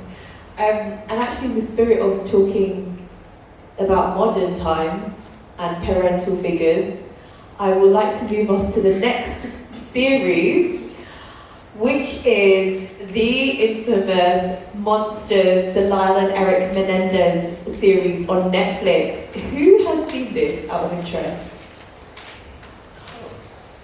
Whoa, I'm shocked. Actually, nobody. I have. Yeah. Oh, okay, you've seen it. Yeah, because the plot twist, the surprise, was that Andrew's not seen it either. You gave me the opportunity to, but I just couldn't face it. And that was something that we wanted to bring to the discussion. So, for those of you who don't know about the Monsters series, it premiered, I think, in 2022, and the director is, it's in your book, Ryan Murphy, and it's basically, over the course of 3 seasons, we've only seen 2 so far, tells the origin stories and the dialogue surrounding 3 people who have killed. The first one is a serial killer called Jeffrey Dahmer, who's also a child rapist, also ate the bodies of his victims as well. And the second season is a retelling of Lyle and Erik Menendez. They are very wealthy children to a Mexican father and a white American mother. And the whole idea is that they're really under stress to become these famous, successful tennis players or, academic children. But despite all of this, one day they shoot both of their parents, I think it's 7 times, with a shotgun, and then go on a spending spree and get caught. And there's this massive trial. This all happened. And they said that the reason that they did this was because their father had been sexually abusing them. And the series, in a very clumsy way, which we will get to in a minute, attempts to tell this story in what's known in the film industry as, I believe, a split narrative. Is that what it is? Where it's told from lots of perspectives at the same time, right? And one of those perspectives that we're going to show you now is in the courtroom. So the brothers have been on trial for a few days. The jury have been presented with all of the evidence. And now they are trying to decide whether or not it is plausible that they had been sexually abused and that was a plausible enough reason to kill their parents. And what we are seeing is in this clip is the perspective of the jury. So if we could please have sort of advert towards the end, just to warn everyone. Thank you, Mia. Unbelievably, there is an advert, even though it's Netflix. So I've got the cheap Netflix, I'm afraid, sorry. no worries. So you can have a blue break in the advert if you want. Oh, don't give me that crap. Those shits deserve to die, and you know it. Lee, we understand how you feel, and trust me, I don't disagree with you, but you have to let her speak. Well, I'm getting sick of it. But fine, Mary, go ahead. I think these boys were abused their entire lives. Horse shit. How can you say that? Because it never happened. But maybe it did. Did you hear their family? Their cousins? Oh, come on. They paid them to say what they said. You can't prove that. That poor boy, Andy, how can you say that about him? Because he's a liar. If Andy cared so much about his poor little cousin, why didn't he say something about it years ago? He was a child and he was scared. And what about those horrible pornographic photos of the boys? Oh, please, they took those photos themselves. How can you be so stupid? You saw the whole rest of the roll. They were all taken by kids. But you don't know that Jose... If Jose was such a pedophile, why were there only 2 photos, huh? Where were the rest of them? And while we're on the photos, Andrew, let me see the one of the boys sitting on Jose's lap. You really think this is sexual abuse? Because where I come from, we call it a Christmas card. Okay, Lee, we're gonna have to move... No. Do you really want me to believe that Erik, the star athlete, let his father rape him all the way up till a week before the murder? And then all that junk about attacking him with some Rambo knife? It's a load of shit. And if it was the truth, then he should have just run away or told the cops. Lee, he could have been too scared to get the police involved. You know what? It's like you were born under a rock or something. You saw Erik on the stand. Nothing he said made any sense. None of it. All he did was lie. It was all lies. The pins and the toothbrushes. And don't even get me started on that creep in the wig. God only knows why he didn't testify. Did you hear him on the tape? Talking about missing his parents that he murdered, like missing his dog? His dog? Jesus Christ, I think it's the coldest thing I've ever heard anyone say. Fucking psycho! You expect me to have sympathy? And what about that poor mother? It makes me sick. And then they keep talking about how scared they were. If they were so scared, why didn't they run away? That's what you do when you're scared. But that's not what they did. They ran towards it. They ran towards the very thing that they say they were so scared of. It is the stupidest thing I've ever heard. And then they come in here with some insane story about Greek warriors and stuffed animals and penis blisters and shitting in plastic Tupperware, and you expect me to believe a word of it? Well, I don't, and I never will, because they are evil little monsters and they deserve to die. And I will not stop until you all get your heads out of your asses and put them to death. You okay, Lee? Oh my god. Lee. Oh my god, Lee. Someone get some help. Oh my god. Somebody get some help right now. Oh my god. Everyone back up. Somebody help us, please. I gotta admit, I'm pretty nervous about being here. It's crazy how some things work out. I know we haven't spoken much since I was just an alternate, but I've spent the last few weeks trying to figure out what I would do if I had to decide between life and death, and now here I am. We never heard anyone say they were violent or they got in any fights. All I heard about was how good they were. All those coaches and teachers, I couldn't believe how much they all cared about them. And I kept thinking about their relatives, talking about how much they loved them, fighting for their lives. That's got to mean something. Look, I honestly don't know what to believe. But I know if I were in their position and lived through what they said they lived through, I probably would have done the same thing. I've definitely snapped before. I've never killed anyone, but I've definitely snapped. And I know we're never going to know what really happened in that family, but if there's even the slightest chance that what they said is true. I'll tell you right now, I'm not going to be the one responsible for taking their lives because I think that would be a huge mistake. And when the time comes and we vote, I hope we all think about that. And I hope we make... Thank you. So I watched the whole series so that I could justify talking about this scene. And I have a lot of thoughts about the series as a whole, and they're not necessarily great ones, but I really do like this scene. I like it for a few reasons. I think the first and foremost reason is that it portrays through the white female juror, the vocal one, absolutely so many of the common responses that we get when survivors disclose sexual violence. And I know we're seeing this as a dramatized version of a series, but I cannot stress enough that these are extremely real and common responses that people receive. It's backed up by reports. I can link it to anyone who has the questions, but so often a lot of survivors will say, myself included, that talking about the child sexual abuse and managing the conversations around it can be harder than experiencing the abuse itself.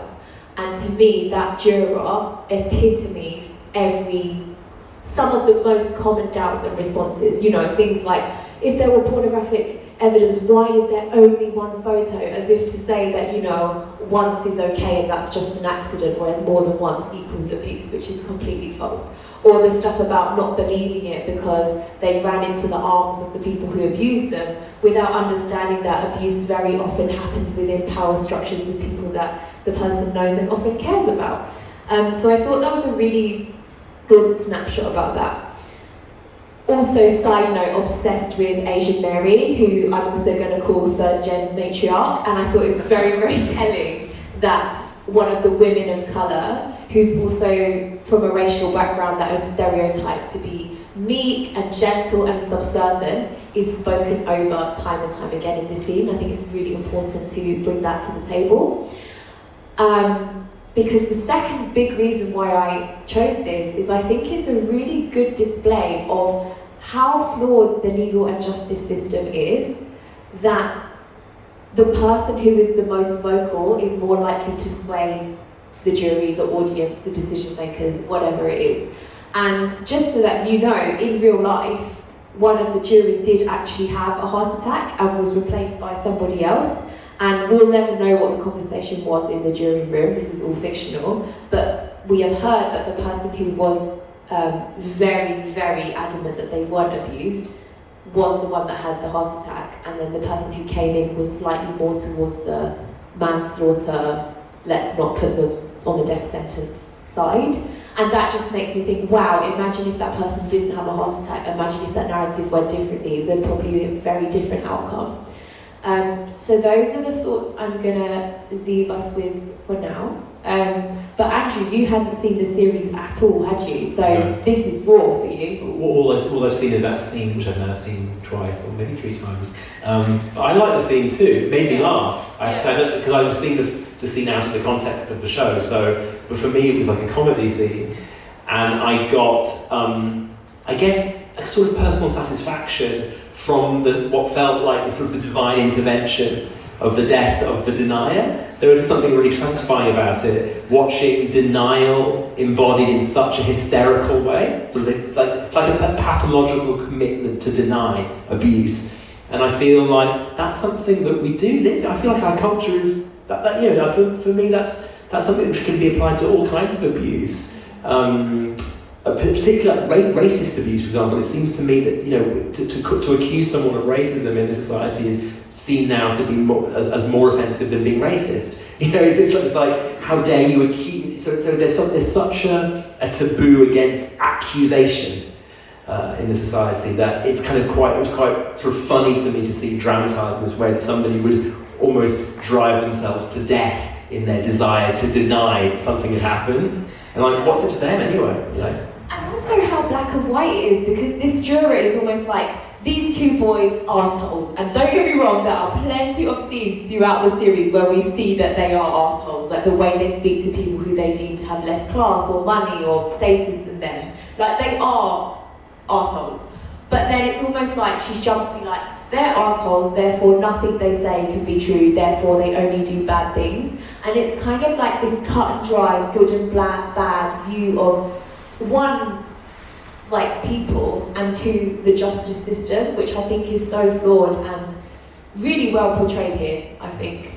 Yes. The other thing that pissed me off about her was that she, on 1 minute she was saying, oh, well, he's the strongest athlete in the world, so you're trying to tell me that he wouldn't have fought back. And then a few seconds later she's saying, if you were that scared, you'd run away, you wouldn't run towards them.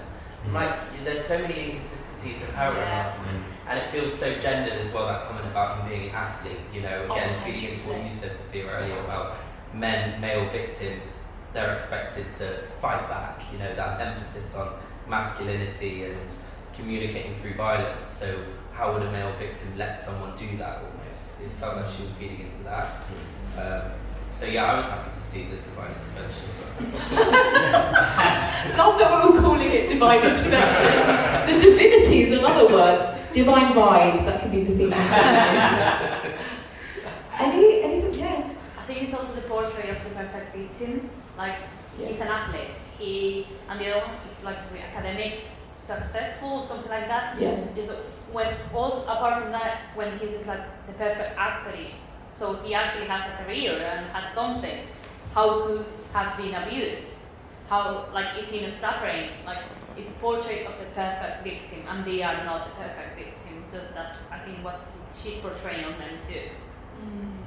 Definitely. And I think, again, that can lead to blame, right? Why did you allow this to happen? Or if you're so perfect, then it can't have affected you as much as you're saying, you know, not understanding that people have very real coping mechanisms and masks that they put on behind the abuse that they've experienced. Yes?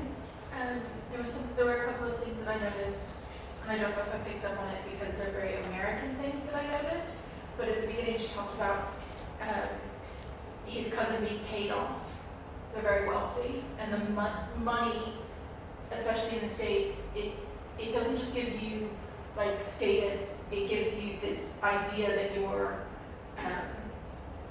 this idea that people have ideas of people with money in the States as if they have this like charmed life, that they can pay for anything and have anything done for them. And that just immediately stuck in my head is the idea that they had the money to run away. She kept saying run away, they have the money to do all of these things. And the other thing that she mentioned was his mother, saying poor mother. So like the white parent is the one that she saw as good. She didn't really say anything bad about that specifically, but it was poor mother. What about her poor mother? And both of those stuck out to me as very, I don't know, they just kind of sat with me in how she anticipated their lives. Thank you so much for that. Yeah. I've got many a point. In response to that, obviously I haven't seen this either, but it doesn't escape me that this middle-aged white woman who looks old enough to have children of this age is defending this other white mother and completely ignoring the Mexican father, even though, you know, it would be easy to kind of, for her to kind of also like racialize him and like stereotype him. She kind of just ignores him and is defending his mother. And then makes this point about, you know, the parents and why would they still like miss the parents and all this stuff. And it reminds me of something that you write about in your book actually about how, I can't remember it exactly, but something about children needing to rely on their parents even in their absence, so they can't kind of like put that anywhere else, they can't like replace it with anything. I can't quite remember what it was, but something similar to that. But just in general, I find often, even thinking of the previous film plot, this is kind of a more general point, just the portrayal of women, especially like maternal women in all of these, have been quite consistent. where they just kind of seem to have this attitude of like complete, not complete, but like often this kind of half wanting to deny it, because if you admit that it can happen to the star athlete, it can happen to these children that are, you know, your son's age or whatever, it can happen to anyone, and that, you know, requires dismantling of an entire belief system. And then also that, like, it reminds me of in Fire Walk with Me, the mother at the dinner table kind of clearly being complicit and like aware of the abuse, and even taking it very personally that like the child is a victim, not in a sense that like my child has been abused, but that like, you know, it's just this kind of, it's all these women across this media seem to have a very similar depiction, regardless of whether they're mothers, abusers, just bystanders, and I just think that's very interesting that that's like very persistent throughout bad and good depictions. And it's interesting that it's spanned across both of the film clubs, the one in which we looked at female victims and male victims. It's like the one thing that doesn't change is the mothers and the male abusers. I mean, it's interesting. We haven't yet had a single example, have we, of a woman abuser, a woman abusing a girl child, or a woman abusing a boy child. And of course, that exists. But we haven't actually had a single example. We haven't chosen a single example of that.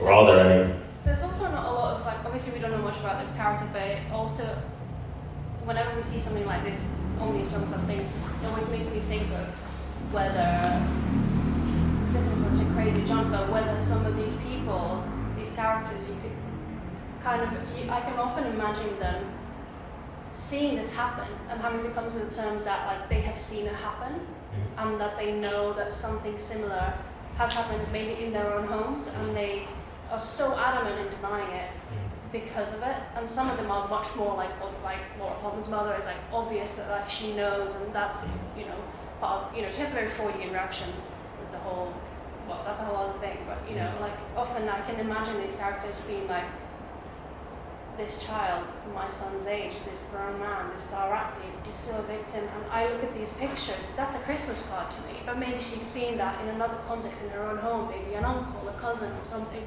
Like I can so clearly imagine it's happening, even though it's a character that's on the screen for 3 minutes. Well, something you said a couple of minutes ago, I think bears repeating, it would require the dismantling of an entire belief system. That's really, that's the point. Yeah, it's so beautifully said, and yeah, I think a lot of people assume that when someone finds out that the partner or the person that they're with has been abusing someone else, I'll get to you, Dawn, that they're going to denounce them, that they're going to escape that situation. And again, we've got statistics on this, but it's more often than not the opposite case, and that the person does choose to stay with the person. And as you said, it's a dismantling of a whole belief system. Often the person who's providing you with financial stability, domestic stability, support, often there's a relational tie in that they've had your children or, you know, have helped in that way. And sometimes it can be easier to put another side of that person in a box or create a separate identity for them. And again, we saw that in the other film, Twin Peaks Fire Walk with Me, in the first club, where Laura Palmer's character created a whole monster, demon, instead of getting to grips with the fact that the person who abused her was her father. And we see it again with partners as well.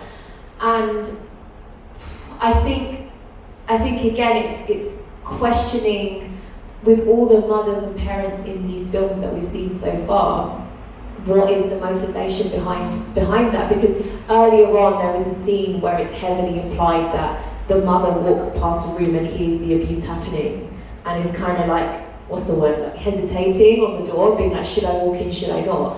And as you said, just finds it much easier to step away, finds it easier to, like, you know, it's harder to walk away from money, from homes, from a system, from power, from status, knowing that you're the one that's going to get judged.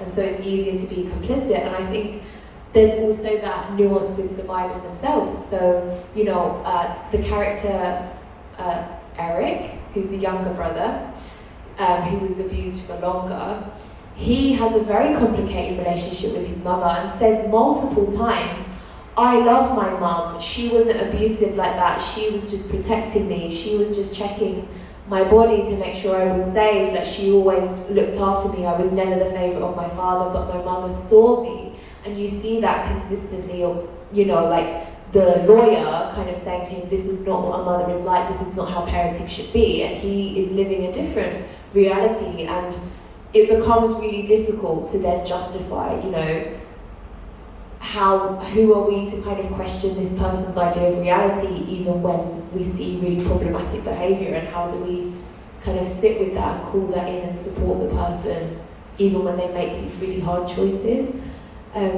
Yes, I wanted to come to you. Yeah, I think it was interesting that when the jury was talking about the fact that they're speaking so highly about their coaches and their cousins and their family and things like that even like that community that seemed to care for them and know them, even within that group, the brothers weren't able to share what's happening to them, and I think that's in part because of like the weird dynamic at home where the person that's supposed to let them know isn't protecting you from that. I think that could be really difficult to reconcile with if my mother will stop this from happening and who else will, which also leads into like the disbelief around that probably the hero that passed like fought for, like, you know, how can we do it, how can we get it right away. And when we're talking kind of about the idea of like that other victim, it's like it's also kind of troubling because like if the coaches, the cousins, the family said the opposite thing, that these boys were like arrogant all the time, or were like rambunctious, that kind of stuff, that would have like probably put the nail in the coffin for them to have been put on death row anyway, instead of just like being put away for however long they were.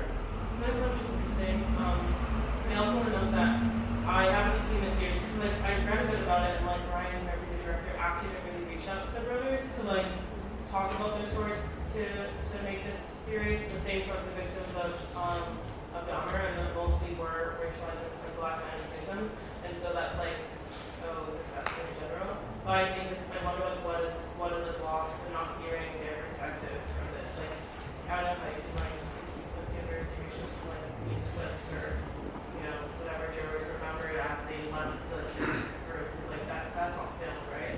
And so I think all of this just like makes it really hard to see how we can improve when abuse gets to the point where they react so violently and it ends in death. Because like we're not giving opportunities for them to see it.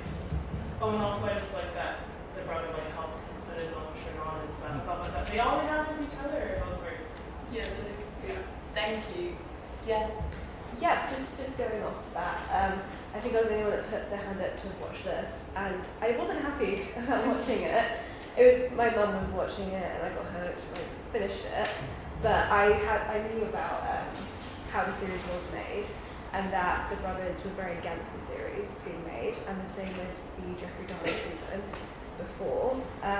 So I did want to stay clear of it, but I was also kind of interested in how he was able to tell the story without any of the people in the story being consulted.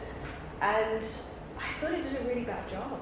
Like I think, obviously, but I thought the way the story was told, it wasn't told as if you should believe the brothers. It was very much, it told both sides. It was a both sides story. It may have a flashback of this happening, but then in the present day you hear the brothers joking about how they're lying about it, or that you never really believe what happened. And I think that discredits them completely, and that isn't trying to understand what happened to them as survivors. It's more of like a thriller, psychological thriller, and that what do we believe? We try and figure it out ourselves, and it goes into like the true crime-ness of it all right now. That people want to sit at home and try and figure out what happened and feel like they're detectives by the end of it. And I think it's crap. It's really bad. And there is a documentary that the brothers made now, that's on Netflix also, that actually interviews them and gives their side of it. It's very disturbing what you're saying, because what it feels as, sorry, just to say, it feels as if what you're describing is a complete indifference to the notion of truth. Yeah. Which is horrifying. I mean, how on earth can you set out to make a TV series about a true event but not really care what happened? And not interview the survivors who is fucking about, do you know what I mean? Anyway, sorry, I know you had another point. Yeah, and also just kind of in the name of the series, I mean, you could like argue that maybe the monsters were the parents that died, but it's like monsters colon Lyle and Erik, not whatever the parents say, you know? And so I think it's just like the public opinion is set against them in the beginning. And also worrying about this in like a retrospect, like not in real time, but as most dystopian works happened years ago. It's like you don't have like the benefit of, I guess, a more equally weighted debate happening in real time, the way you can see it on Twitter or see it that you have when you're talking about it like in a coffee shop or something. It's like this may be your main source of learning about it, especially since like media at the time, like physical media is kind of like is not as present. So how would you read about it from maybe a more objective or coalition point of view if all you have from it is like this series and then now the documentary, which Please. So I was just thinking that what you said about monsters, forgive me for this, there's a Derrida quote of once you name the monster, it ceases to be a monster. I think there's some interesting stuff that seems to be coming from all three of the things we've seen tonight about the nature of moralism. So I think with the first one, I got the impression that what made it so sensitive and caring for the victims of abuse was the absence of moralism, was the absence of a narrative that said, oh, this is bad. It was like pushing towards like culminating in healing. I think that's how it was described. The second one, meanwhile, the moralism was this ironic moralism of the priests, right? Because the idea was that they actually were moralised because they said, no, God's on our side, right?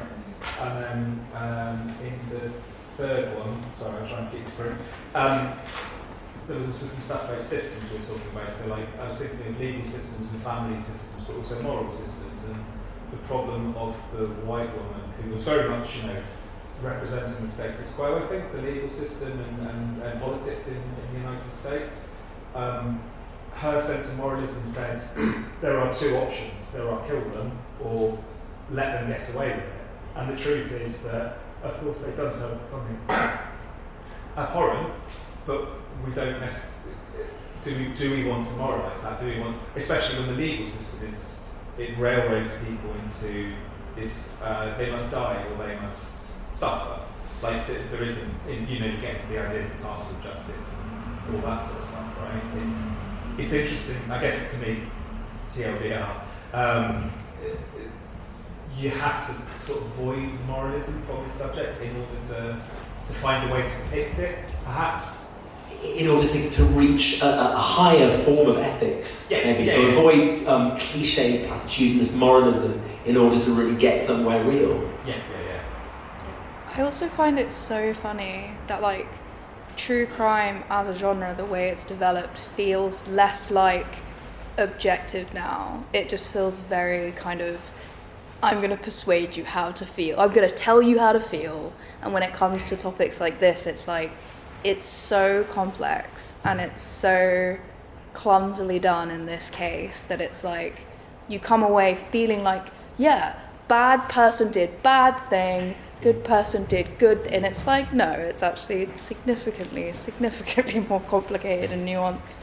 So I don't know, just I agree basically. I have so many like little responses based on this. I'm just going to say it is 9:05, so we'll probably talk for another 10 minutes and then slowly start to wind down. Yeah? Does that sound good for everybody? Yeah? Okay. First of all, I'm going to try and like group together some of the thoughts and comments. Absolutely agree with you. Clumsy, bit of a shit show.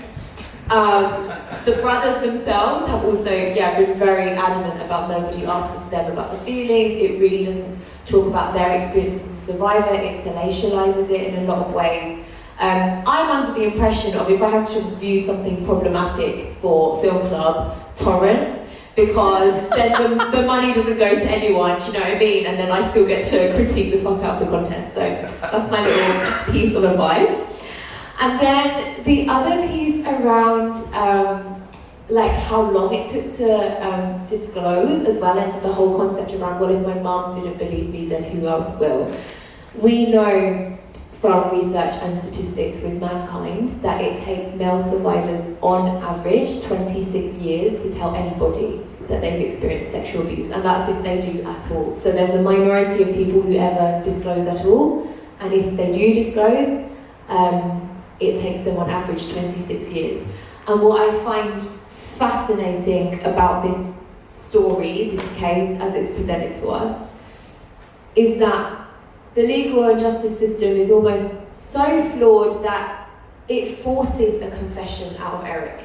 Because you see in the first few episodes, he doesn't really say anything about this happening to him. He doesn't talk about the fact his father abuses him. It's almost like a last resort disclosure so that people see humanity within him.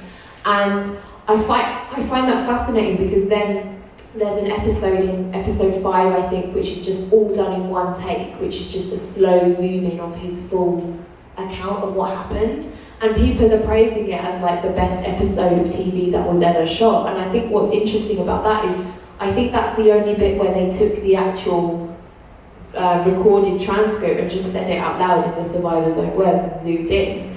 And I think it's really, really fascinating because it's almost like suddenly Erik discloses, oh, my father sexually abused me, and suddenly, oh, a lawyer takes on his case, feels like there can be a defense. Suddenly there's a disclosure here, there, and the other. That's the bit that kind of claims him as a humanity, and all to get him through such a flawed legal and justice system. So yeah, and I think the other thing, back to the point earlier about the fictionalization of true crime, is this film, this series, is almost so unsure of what narrative it wants to present, that it just presents this like patchwork, hot mess of narratives that are mostly fictionalized, but then told through some sort of perspective of the brothers as a protagonist.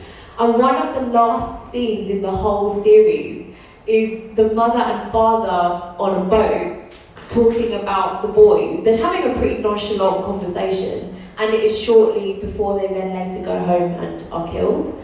And we will never know what that conversation was like. And I think it's so audacious to even fictionalize or imagine what that conversation was like, and then use it as the final clip in a scene which calls these two boys monsters. So there's so much behind it which I think is so problematic, which is why when choosing, I had quite a lot of requests to cover this series, which is why I torrented it, and also why I chose this jury scene at the end, because I think it captures a lot of the things that we've been talking about, like the problematic narrative, the concept of good and bad, the flaws in the legal system, and then a lot of the assumptions around male survivors.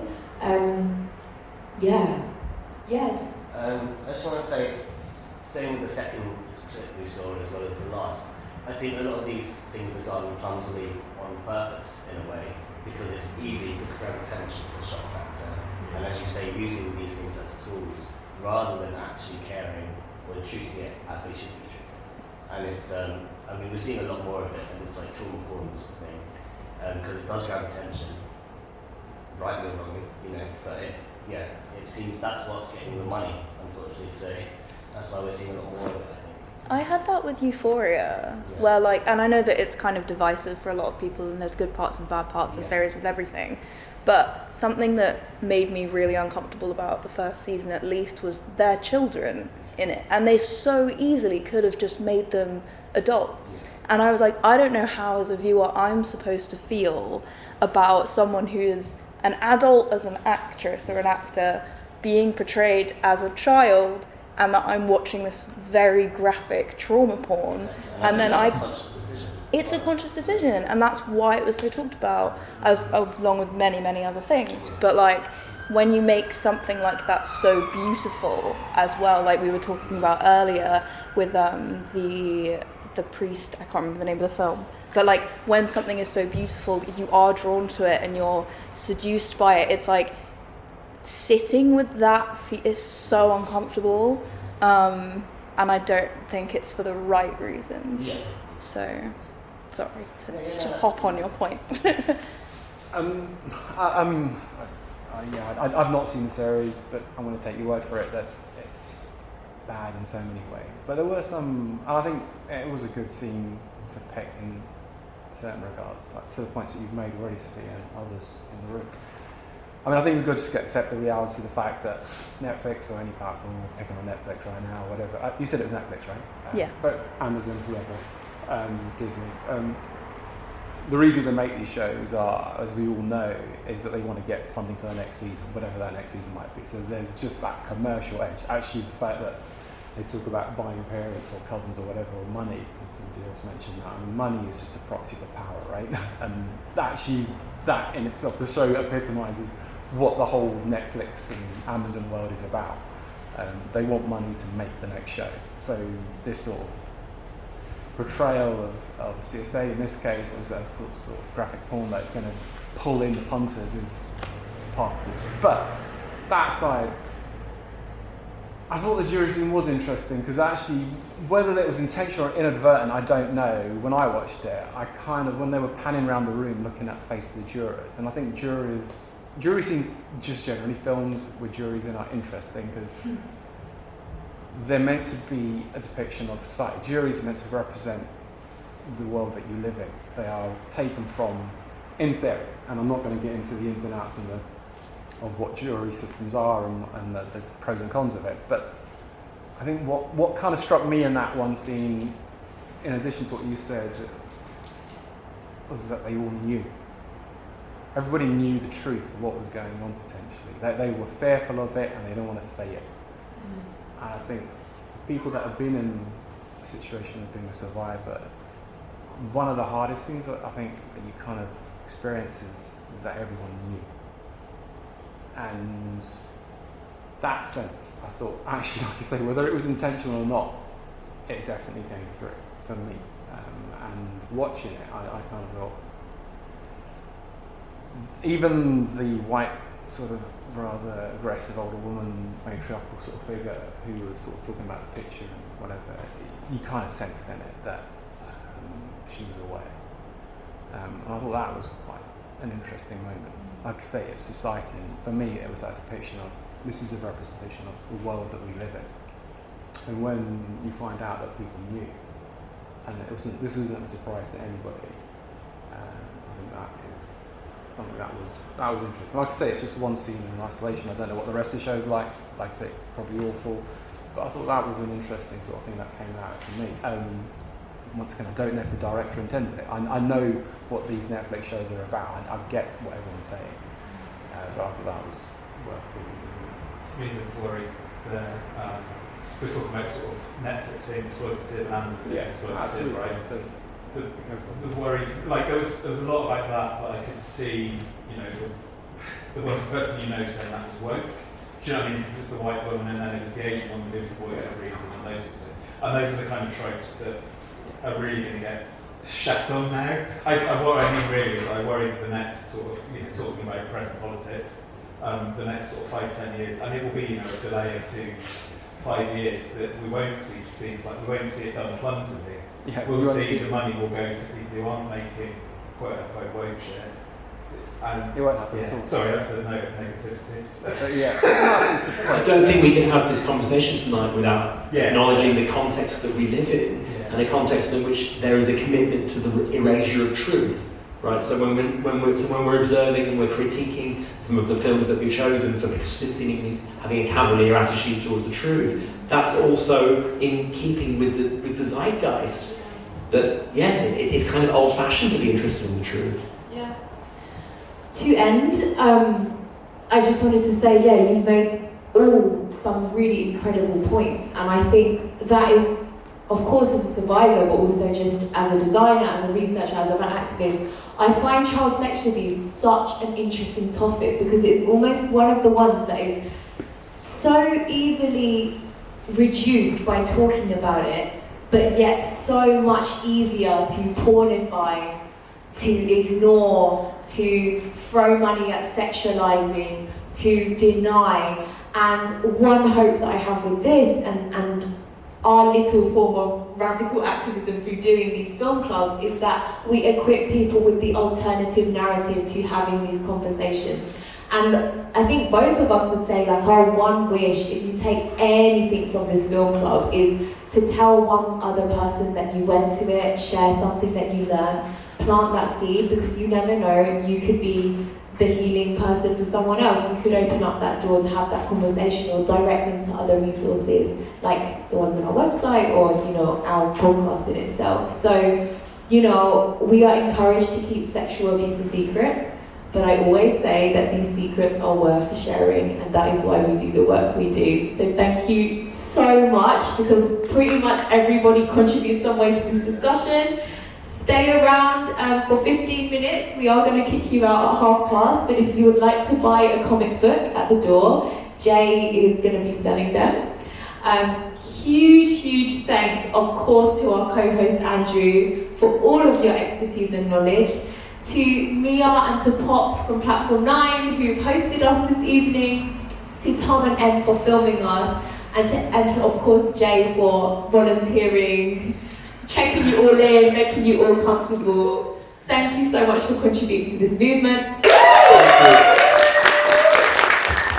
Thank you for listening to yet another iconic episode of Secrets Worth Sharing. I'm just dropping in here now to remind you to like, follow and subscribe on all the platforms, most notably Instagram, let's be for real, at Secrets Worth Sharing _. And you know the score. If you want updates on any of the resources, links mentioned here, blogs, media and links to our events, go to our website www.secretsworthsharing.com. Also, rate this podcast, ideally 5 stars, give it a like on YouTube. All of that really helps us to drive up funding so we can keep producing this iconic, engaging and community minded material. And with serious joy, bye.